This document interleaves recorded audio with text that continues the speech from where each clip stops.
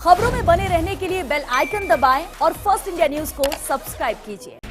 नमस्कार, स्वागत है आपका। आपके साथ मैं हूं श्वेता मिश्रा। आज बात मोदी के डिजिटल स्ट्राइक की करेंगे। पूर्वी लद्दाख के गलवान में चीन की धोखेबाजी से पूरा देश गुस्से में है। देश के हर शहर में विरोध प्रदर्शन हो रहा है और चीनी सामानों के बहिष्कार की मांग तेज हो गई है। इस बीच सरकार ने 59 चीनी ऐप पर बैन लगा दिया है। इसके साथ कई प्रोजेक्ट रद्द कर दिए हैं। भारत ने चीन के खिलाफ आर्थिक लड़ाई छेड़ दी है। बैन किए गए ऐप में मशहूर टिकटॉक ऐप भी शामिल है। ये पहला मौका नहीं है जब भारत ने चीन को झटका दिया है। इससे पहले हजारों करोड़ के टेंडर निरस्त किए जा चुके हैं।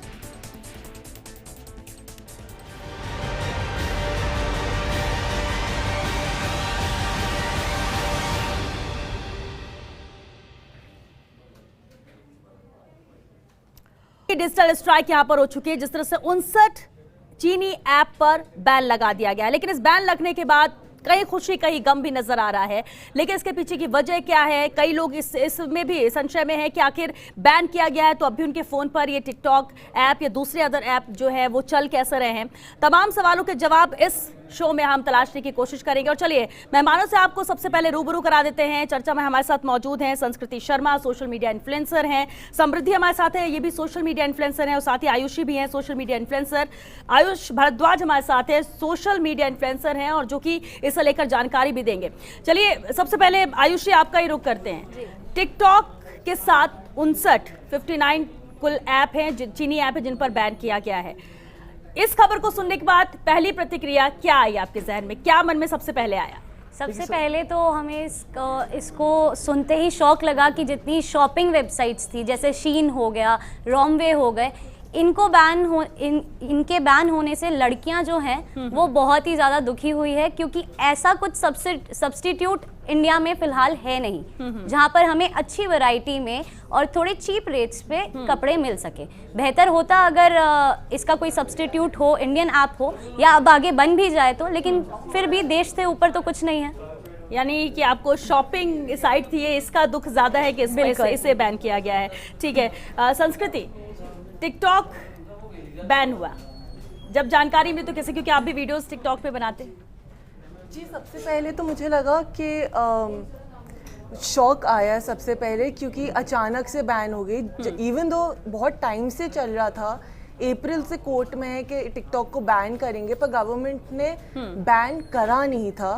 पर वो मंडे को बैन फाइनली कर दिया। तो एक सेकंड के लिए तो झटका लगा, बट अगर नेशनल सिक्योरिटी या इन्फ्रिंजमेंट ऑफ डेटा के लिए अगर आप बैन कर रहे हैं किसी चीज़ को, तो देश के ऊपर तो कुछ नहीं है। और बहुत सोच समझ के उन लोगों ने करा होगा, गवर्नमेंट ने विचार करा होगा, अपना वार्तालाप करी होगी। तो अगर ये इतना वेल थॉट डिस्कशन है तो मुझे लगता है कि ये डिस्कशन बहुत इम्पोर्टेंट था और बैन होना चाहिए था, because national importance and security के ऊपर और कुछ भी नहीं है। बिल्कुल। और जब देश की बात आती है तो फिर ये ऐप हो या कुछ भी हो, वो सब पीछे छूट जाता है। और जो भी फैसला लिया स्वीकार है, हालांकि दुख जरूर थोड़ा मन में लगता भी है जो लोग इससे जुड़े हुए थे ज्यादातर।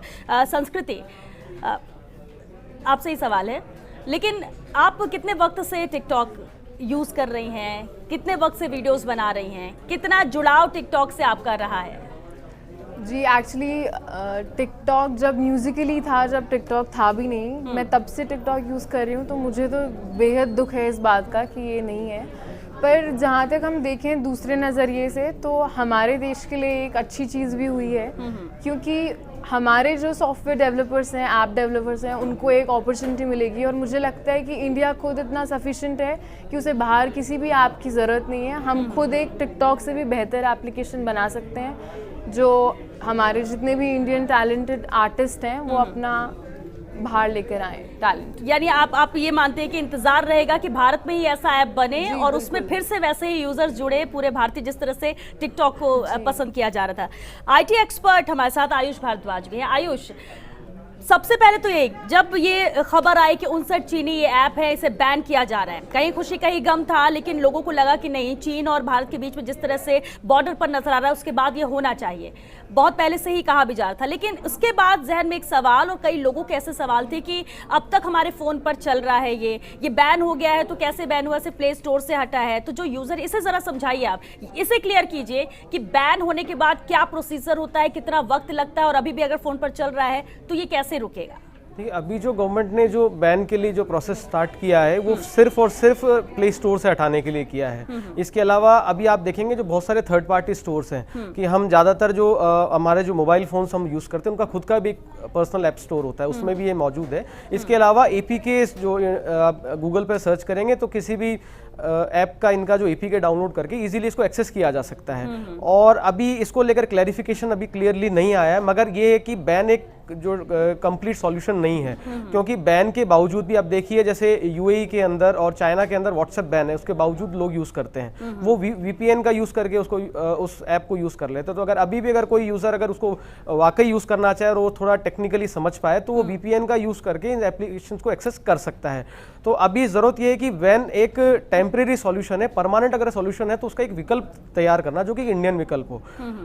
देशभक्ति और ये सब चीज़ें बहुत हद तक ठीक है, मगर ये जो ऐप्स है ये सीधा आपकी डेटा प्राइवेसी को अटैक कर रहा है। और क्योंकि 21वीं सेंचुरी एक डेटा की सेंचुरी है, तो उसके अंदर आप ये मान के चलिए जो वॉर्स हैं जो फिजिकल ना होकर डेटा या इलेक्ट्रॉनिक आधारित वॉर होने की संभावना बहुत हद तक देखी जाती है। इसको लेकर कई बार भी आगे डिस्कशन हुआ है।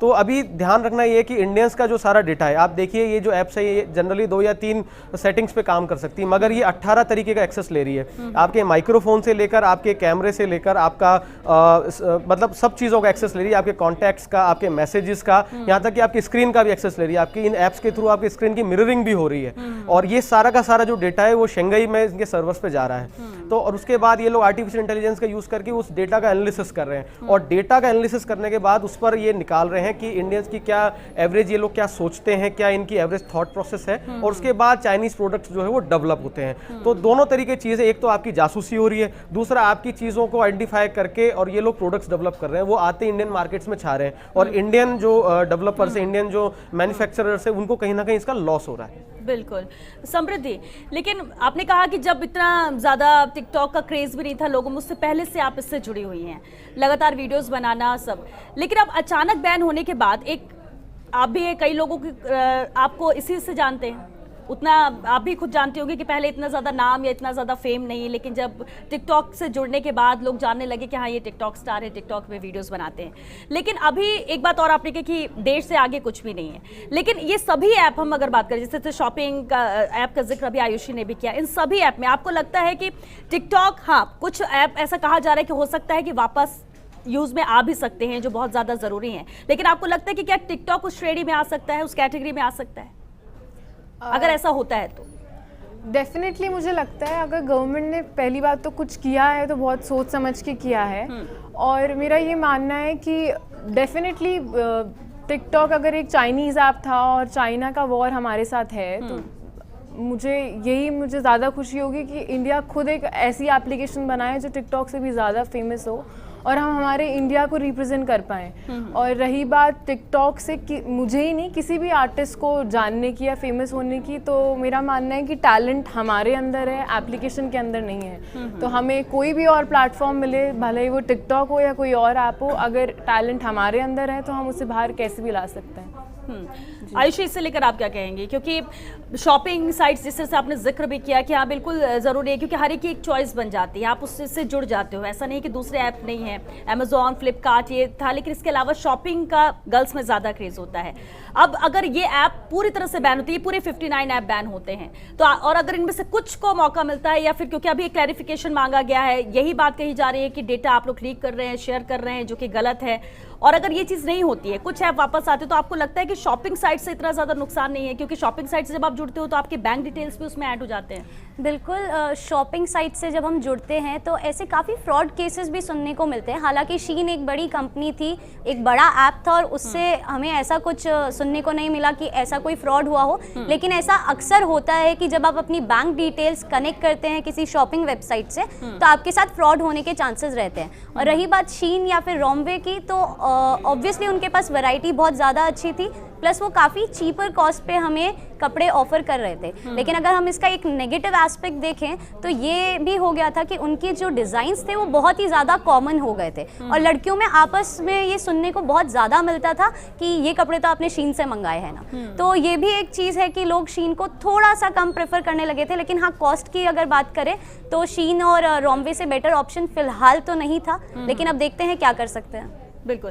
संस्कृति, वीडियोस टिकटॉक में बनाना और ये एक शौक था, यानी हम जब देखते हैं तो एक छोटे बच्चे से लेकर बुजुर्ग तक, 80-90 साल के बुजुर्ग तक टिकटॉक का क्रेज था और कई वीडियोस देखने को मिलते हैं। लेकिन ठीक है, आपने कहा कि जो गवर्नमेंट ने फैसला लिया वो तो ठीक है, लेकिन आपका जुड़ाव टिकटॉक से कैसे था? आपको क्या टिकटॉक से फायदे क्या हुए? तो मैं इस प्लेटफॉर्म पे आई जब लॉकडाउन हुआ। सबसे पहले इस प्लेटफॉर्म के बारे में मैं जानती थी पहले, मैंने बहुत वीडियोस देखे थे, बहुत फनी वीडियोस भी देखे थे जो बहुत एंटरटेनिंग थे। पर जब एक बार लॉकडाउन हुआ तो मैं, क्योंकि हमारे पास कुछ करने को नहीं था, हम लोग घर पे बंधे हुए थे, तो फिर मैं और मेरे और दोस्तों ने सोचा कि हम क्यों ना एक पेज खोले जो था टिकटॉक का पेज, और अपने आप को एंटरटेन और बिजी रखने के लिए करें। तो मेरे लिए टिकटॉक अपने आप को बिजी रखने के लिए, अपने आप को एंटरटेन रखने के लिए, अपने अंदर की क्रिएटिविटी को जगा हुआ रखने के लिए, इसलिए मेरा यूज़ ऑफ टिकटॉक था। पर अगर आज टिकटॉक बंद हो गया तो जैसे इन्होंने भी कहा कि मैं चाहूँगी कि कोई इंडियन ब्रांड या कोई इंडियन मेकर एक ऐसा ऐप बनाए जो टिकटॉक से बेटर हो, या अगर वो टिकटॉक के जैसा भी हो। क्योंकि टिकटॉक के बारे में मैंने आज कुछ ही दिनों में इतनी न्यूज़ पढ़ी है कि दिल्ली में जैसे एक 19 साल के बच्चे ने गन फायर कर दी टिकटॉक का वीडियो बनाते बनाते, और इतनी सारी अलग अलग चीज़ें होती है टिकटॉक में जो प्रिवेंट हो सकती हैं। तो मेरे हिसाब से टिकटॉक बैन करना वाज एक सही डिसीजन था। और मेरे को कुछ दिनों के लिए तो लगा कि हमारे पास अब कुछ करने को नहीं है, पर इतने सारे प्लेटफॉर्म्स हैं ऑनलाइन कि सिर्फ एक टिकटॉक के बैन होने से ये सब रुकेगा नहीं। आपके पास और भी ऑप्शंस हैं। बिल्कुल, यानी टैलेंट है तो टैलेंट रास्ता अपना निकाल ही लेगा। उसके लिए टिकटॉक अगर बैन हो गया तो उसके लिए रोना या फिर दुखी होना ये कोई रास्ता नहीं है। आयुष, क्योंकि 59 ऐप्स हैं इसे बैन करने की बात कही गई, लेकिन ये 59 ऐप, आखिर वजह क्या है कि चीनी ऐप्स इतने ज़्यादा मार्केट में पूरे वर्ल्ड में एस्टैब्लिश हो गए और लोगों को इसकी आदत लग गई? अब अगर इसे इन सभी को बैन किया जाता है तो आपको क्या लगता है कितना नुकसान हम चीन को कर सकते हैं, या फिर और रास्ते खुलेंगे भारत के लिए कि वो अपनी चीज़ें डेवलप करे? देखिए, आत्मनिर्भर की बात जिस तरह से कही जाती है, चीनी ऐप्स के साथ एक है कि ये जो ऐप्स एप्लीकेशन से बेसिकली ज़रूरत को पहचानते हैं। जब लोगों का अटेंशन टाइम घटना शुरू हुआ तब ये टिकटॉक का कंसेप्ट आया कि 30 सेकंड्स, 15 सेकंड्स, 1 मिनट तक के वीडियोस टिकटॉक पे अपलोड होने लगे। उसके अलावा जैसे सीसी क्लीनर है, लोगों के फ़ोन को काफ़ी समय तक यूज़ करते थे, फ़ोन और लैपटॉप जो है वो धीरे धीरे उसमें कैच फिल हो जाती थी और वो हैंग करना शुरू कर देते थे, तो लोगों ने सीसी क्लीनर्स डाउनलोड करने के लगे। कहीं ना कहीं जो चाइनीज़ एप्लीकेशन है उसका कारण ये था कि जो यूज़र की करंट रिक्वायरमेंट है, इन लोगों ने उसको आइडेंटिफाई किया और एक एप्लीकेशन डेवलप किया, और इस कारण से ये एप्लीकेशन है जो चल गए। अब रही बात अगर रेवेन्यू लॉस की करें तो टिकटॉक का इंडिया में मार्केट शेयर 14,000 करोड़ से ज़्यादा का है, यानी एडवर्टाइजमेंट से और इसके थ्रू 14,000 करोड़ रुपए से ज़्यादा उसका जो एक एनुअल टर्नओवर इंडिया के अंदर होता है। तो कहीं ना कहीं अगर ये बैन होता है तो इन चाइनीज ऐप्स को बहुत नुकसान होगा, ये बात सही है। मगर क्योंकि आप देखिए, एक विकल्प जिसको अगर एक्सेस करना, अगर हम विकल्प नहीं दे पाएंगे तो वो किसी न किसी और मीडियम से जाके इन ऐप्स को एक्सेस करेगा। तो ब्लॉक करना एक ठीक है, मगर सिर्फ ब्लॉक करना ही सफिशिएंट नहीं है। अपन उसको एक विकल्प देना होगा, उसको एक ऐसा प्लेटफॉर्म क्रिएट करना होगा जिसपे वैसे लोग आ सके, और ये काम जो है सेंट्रल गवर्नमेंट बड़ी इजीली कर सकती है, क्योंकि इनके आईटी मिनिस्ट्री के अंदर ये एक प्रोत्साहन नीति होती है जिसके थ्रू ये जो यंग डेवलपर्स, स्पेशली जो इंजीनियरिंग स्टूडेंट्स हैं जो आईआईटीज के अंदर है, एनआईटीज के अंदर है, उन लोगों को ये टास्क दिया जाए और उनको स्टाइफंड दिया जाए उसके कंपैरेटिवली, तो वो कहीं ना कहीं वो इससे बेटर चीजें बना के लेके आएंगे। अभी भी आप देखेंगे तो चाइना के अंदर जो मैक्सिमम जो एप्लीकेशंस बनी है, चाइना में हो चाहे यूएस में एप्लीकेशंस हो, उसमें 60% 70% तक इंडियंस ही काम करते हैं। तो बेसिकली ये कहना कि ये एप्लीकेशंस चाइनीज कंपनी की है, मगर इनको बनाने वाले अधिकतम लोग अब भी भारतीय ही हैं। बस इनके साथ दिक्कत ये है कि इनकी जो होल्डिंग कंपनी है वो चाइनीज है, और चाइनीज गवर्नमेंट जो है उनका एक लॉ है कि वो चाइनीज कंपनी से जब चाहे जब किसी भी कंट्री का जहां वो रन ऑपरेशन कर रही है वो डेटा ले सकता है। ये एक थोड़ा सा दिक्कत है, प्राइवेसी का इशू सबसे जो है मेन है। बिल्कुल, और प्राइवेसी का इशू ही था, लेकिन टिकटॉक की तरफ से ये कहा गया कि जो ये बातें कही जा रही है वो गलत है, हमने कुछ भी डेटा का मिसयूज नहीं किया है। अब जब यहाँ सफाई दी जाएगी या फिर इनसे सब क्लैरिफिकेशन मांगा गया है, क्या आपको लगता है कि ये रोल बैक हो सकता है या कुछ ऐप को मौका दिया जा सकता है? जैसे ठीक है, टिकटॉक और इसको लेकर लोग कह रहे थे कि हाँ ये जरूरत नहीं था, जो लोग यूज कर रहे हैं उनके लिए जरूर मान सकते हैं, लेकिन बाकी लोगों के लिए नहीं। लेकिन यूसी ब्राउजर हो गया या दूसरी इंपॉर्टेंट ऐप हो गए जो ज्यादातर लोगों को इस्तेमाल कर रहे हैं, तो उनका कहना है कि इसे बैन नहीं करना चाहिए, जेंडर हो या फिर कोई और। तो ऐसे में क्या लगता है आपको कि क्या ऐसे फैसले हो सकते हैं, या फिर आपको लगता है कि ये बैन पूरी तरह से करना ही सही फैसला है? देखिए, ये कंपनीज अब अलग अलग तरह के अपील भी करेंगी और कोशिश भी करेंगी कि बैन हटे, मगर ये बैन नहीं हटना चाहिए, मैं ऐसा मानता हूँ। क्योंकि अगर यूसी ब्राउजर की अगर अपन बात करें तो यूसी ब्राउजर का सिंपल सा काम है कि चीज़ें डाउनलोड करना और नेट को ब्राउज करना, जबकि यूसी ब्राउजर खुद 16 या 17 तरीके की चीज़ों को एक्सेस ले रहा है, आपके माइक्रोफोन से लेकर एक्सेस ले रहा है। मान लीजिए ये एक संभावना है बहुत अच्छे तरीके से कि अगर आप कहीं बैठे हैं और आपके फोन में अगर यूसी ब्राउजर या अन्य कोई भी चाइनीज ऐप डला हुआ है, क्योंकि उसके पास माइक्रोफोन का एक्सेस है, तो वो उस माइक्रोफोन के थ्रू आपकी बातें सुन सकता है। और ऐसा केसेस कई कंट्रीज में ऐसा हुआ है। दूसरी चीज़, दूसरा टिकटॉक के साथ एक मामला ये भी है कि इसमें बहुत सारा जो कह सकते हैं कि अलग अलग रिलीजन को टारगेट करते हुए या फिर कॉन्स्पिरेसी क्रिएट करने वाला कंटेंट रहा है, और टिकटॉक ने ये पब्लिकली एक्सेप्ट भी किया है कि उन वीडियोस को वो हटा नहीं सकता। और क्योंकि इसका ज़्यादातर डेटा जो है एनक्रिप्टेड है, तो इंडिया की जो सिक्योरिटी एजेंसीज है, जो पुलिस है, वो इस तक पहुंच नहीं पा रही, सर्वर्स भी बाहर है, तो इस पर जो कार्रवाई जो होनी चाहिए वो नहीं हो पा रही। तो कहीं ना कहीं प्राइवेसी तो है ही दिक्कत, इससे थ्रू कहीं ना कहीं क्राइम भी बढ़ रहा है। अगर इसी टाइप का प्लेटफॉर्म अगर इंडिया में डेवलप होता है तो उसमें गवर्नमेंट का कंट्रोल भी रहेगा, सिक्योरिटी एजेंसीज का कंट्रोल रहेगा, और जो टैलेंट जो है उसको भी कहीं ना कहीं एक प्लेटफॉर्म अच्छा मिल पाएगा। मिल सकता है, बिल्कुल। समृद्धि, टिकटॉक के अलावा कौन सा ऐप है जो आप यूज कर रहे थे और उसके बैन होने पर दुख है? 59 ऐप्स की अगर हम बात करें तो सिर्फ टिकटॉक ही ऐसा था जिसके बैन होने पे दुख है, क्योंकि और कोई एप्लीकेशन मैंने तो कभी यूज़ कुछ किया नहीं था। और जी, शॉपिंग के या कोई ऐप दूसरे नहीं, मतलब आपको ये कि इन 59 में टिकटॉक का ही आपको है जो थोड़ा सा लग रहा है कि उसी से जुड़ाव था। आयुषी, आपने शॉपिंग की बात की, शॉपिंग ऐप से आपको ज्यादा वो लगा क्योंकि वो ज्यादा आप यूज कर रहे थे, लेकिन एक और ऐप है जिससे लड़कियों में जिसको लेकर क्रेज था, वो है ब्यूटी प्लस। फोटोज को और खूबसूरत बनाना और अच्छा दिखने के लिए, उसे लेकर क्या कहना है? बिल्कुल, being a social media influencer, हमेशा आपको इतना टाइम नहीं मिल पाता है कि आप प्रोफेशनली शूट करो और एडिटिंग पे इतना टाइम इन्वेस्ट करो कि आप रेगुलरली आप अपने पोस्ट करते रहें। तो इसका एक विकल्प हमने ये देखा था कि जब हम लोग शूट करते थे, एडिट करने के लिए अगर हमें एडिटर नहीं मिल रहा है या एडिटिंग के लिए हमें टाइम नहीं मिल रहा है, तो ब्यूटी प्लस एक ऐसा ऐप था जिस पे आप इंस्टेंटली खुद की पिक्चर्स एडिट करके पोस्ट कर सकते थे। तो अब उसके भी जाने का दुख तो है ही। बिल्कुल, लेकिन संस्कृति, आम लोग, एक टिकटॉक एक जरूर ऐसा ऐप हम मान सकते हैं जहां पर हर आमो खास की मौजूदगी थी। बड़े से बड़े फिल्म स्टार की हम बात करें तो वो भी इस प्लेटफॉर्म पर आ चुके थे, टिकटॉक पर। क्या एक वजह लगती है आपको कि लोगों का जुड़ाव इससे इतना ज़्यादा बढ़ा? आपने तो अपनी बात रखी कि लॉकडाउन के वक्त में आपने इसमें एंट्री की और वक्त अच्छे से गुजरे, उसके लिए आपने नया शुरुआत की, लेकिन जब इतने वक्त आप रहे, 3-4 महीने भी अगर आपने यूज़ किया, बड़े बड़े स्टार्स हो या फिर कोई छोटा भी हो, कोई चाय वाला भी हो, कोई ऐसा भी हो, मतलब एक बहुत बिलो उसकी भी हम बात करें जिसको आप और हम सोचेंगे कि यार उसको तो पता ही नहीं होगा, बट उसके भी वीडियोज़ टिकटॉक में आ रहे हैं। क्या वो एक वजह आपको लगती है जो इन सबको जोड़ कर रखी है और सब इसमें एंट्री कर चुके हैं? एक मेरे को लगता है बहुत यूज़र फ्रेंडली है वो, उसको यूज़ करना बहुत डिफ़िकल्ट नहीं था, वो ज़्यादा स्पेस नहीं लेता आपके फ़ोन में, और जैसे बहुत ऐप्स होते हैं जो एक फ़ोन के सीमित होते हैं, टिकटॉक एंड्रॉयड में भी चलता है, एप्पल में भी चलता है, तो उसकी यूज़र रीच बहुत ज़्यादा है और उसको यूज़ करना डिफ़िकल्ट नहीं है। उसमें जो वॉइस ओवर्स भी है वो इतने वैरायटी के हैं कि कोई भी रेंज का इंसान यूज कर सकता है। एक बच्चे को भी वो अच्छा लगेगा, एक बुजुर्ग को भी वो अच्छा लगेगा, और कई चीजें हैं जो इतनी क्रिएटिव है, वो आपका क्रिएटिविटी बाहर लाता है।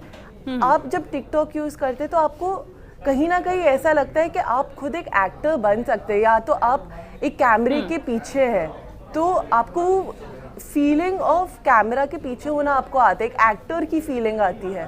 तो आई थिंक इसलिए भी वो इतना पॉपुलर बिल्कुल। और संस्कृति, इस वक्त रोकते हैं, एक बड़ा बयान चाइना की तरफ से जरूर आया है। चाइना का कहना है कि ये जो आप जिन्हें सुन भी रहे हैं, उनका कहना ये है कि जो 59 चाइनीज ऐप पर बैन लगाया गया है वो चाइना के लिए दिक्कत करने वाला फैसला है। वो हमारे लिए ये जरूर बुरी खबर है, लेकिन हम इस पूरे मामले को लेकर जांच करेंगे। जो आरोप लगाए जा रहे हैं उसे लेकर हम जांच करेंगे कि आखिर ऐसा क्यों लगा। तो भारत में ऐप्स बैन से चीन की बौखलाहट अब सामने आने लगी है। देखिए, एक बड़ा एक्शन जरूर भारत ने लिया है। भारत का फैसला चिंतित करने वाला है, ये चाइना की तरफ से कहा जा रहा है। मामले को गंभीरता से हम देख रहे हैं। ये चीन की तरफ से बड़ा बयान आया है कि अब इस मामले को गंभीरता से देख रहे हैं। ये बड़ा फैसला जो भारत ने लिया है वो चाइना के लिए चिंतित करने वाला है। तो अब तक बता दें आपको, टिकटॉक में दुनिया भर में इसके 2 अरब से ज्यादा यूजर हैं, सबसे ज्यादा 30% भारतीय हैं। अब इससे अंदाजा लगाया जा सकता है कि जब भारत में ये ऐप बैन हो जाएगा, जिस तरह से कहा गया है, और पूरी तरह से जब ये हट जाएगा तो कितना बड़ा नुकसान यहाँ पर चीन को हो सकता है। चीन की तरफ से कहा जा रहा है कि हम पूरे हालात की जानकारी ले रहे हैं। 59 ऐप जिसे बैन करने के मामले पर चीन का ये बड़ा बयान आया है। कहना यही कि हालात की हम जानकारी ले रहे हैं। जो बड़ा फैसला भारत ने लिया है इन ऐप्स को बैन करने का, वो फैसला परेशानी भरा है, ये चीन की तरफ से कहा जा रहा है। भारत का फैसला चिंतित करने वाला है चाइना के लिए। और हालांकि कहा भी जा रहा था कि जब भारत चीन बॉर्डर पर स्थितियां बिगड़ी और चीन अपनी हरकतों से बाज नहीं आया तो भारत को भी कुछ ऐसे कड़े कदम उठाना स्वाभाविक था। बॉर्डर पर तो किया ही जा रहा है फैसला, लेकिन ये बड़ा फैसला लिया गया 59 ऐप बैन करने का। और चलिए एक बार फिर से चर्चा का रुख करते हैं। आयुष, ये हम बात कर भी रहे थे कि कितना नुकसान चीन को हो सकता है, और इसी बीच ये बड़ा बयान आ रहा है कि चिंतित करने वाला है, परेशान करने वाला ये फैसला भारत का चीन के लिए। चीन का तो कहीं ना कहीं आप ये मान के चलिए, जो इंडियन मार्केट्स में जो चाइनीज कंपनी एंटर कर रही है उसका कहीं ना कहीं ये बैकडोर ही ये ऐप्स हैं। इसके थ्रू ये लोग डेटा को उठाते हैं, उसके बाद आर्टिफिशियल इंटेलिजेंस से उसकी मैपिंग करते हैं, बेसिकली उस डेटा का एनालिसिस करते हैं और उसके बाद ऐसा प्रोडक्ट बनाते हैं जो इंडियन मार्केट्स में आके सीधा हिट हो जाता है। तो एक तो डायरेक्ट रेवेन्यू लॉसेस है, और डायरेक्ट रेवेन्यू लॉसेस भी इसलिए है कि जैसे फेसबुक पर या ट्विटर पर जो आपकी एडवर्टाइजमेंट कॉस्ट आ रही है उसकी लगभग 20 या 25% कॉस्ट ही टिकटॉक या अदर प्लेटफॉर्म्स पे आती है। तो आजकल जो ब्रांड्स हैं वो भी कहीं ना कहीं टिकटॉक और इसको प्रेफर कर रहे हैं, क्योंकि उनकी जो सोशल मीडिया की जो बजट है उसको लगभग इसने 25% पे कर दिया है। तो काफ़ी ज़्यादा जो है एक साथ इसका जो बजट है और ये सब चीज़ें बढ़ गई थी। अब कहीं ना कहीं बैन होने से इसका इफेक्ट जो है वो चाइना पे डायरेक्टली पड़ेगा। चलिए, बहुत शुक्रिया आप सभी का इस चर्चा में शामिल होने के लिए। लेकिन ये तो साफ है कि देखिए, टिकटॉक जो यूजर्स थे, जो टिकटॉक में हमेशा मौजूदगी दर्ज कराते, तो उन्हें दुख तो हुआ है, क्योंकि जब लंबे वक्त से आप किसी चीज से जुड़े होते हो, आपकी वो हैबिट में आ जाता है, आपकी डेली रूटीन में आ जाता है, और उसके बाद अचानक कहा जाए कि ये बैन हो गया, अब आप इसका इस्तेमाल नहीं करेंगे, तो दुख तो होता है। जिस तरह से हमारे साथ सोशल मीडिया इन्फ्लुएंसर भी मौजूद थे, लेकिन साथ ही साथ एक बात जरूर सभी ने कही कि देश से बढ़कर कुछ भी नहीं है, और अगर चीन इस तरह से अपनी हरकतों से बाज नहीं आ रहा है, हमारे सैनिक उनसे लड़ रहे हैं, तो हम इस तरह से भी अपना योगदान दे सकते हैं। अगर बैन सरकार कर रही है तो उसका पालन भी करेंगे और खुशी भी उस बात को लेकर मनाएंगे। बड़ी बात है कि ऐसे ऐप का इंतजार जरूर किया जा रहा है कि भारत में ही ऐसा ऐप बने, भारतीय उसे बनाए, भारतीय उसे यूज करें और अपने मार्केट को भी हम स्ट्रॉन्ग करें। चलिए, यहाँ रुकेंगे, छोटे से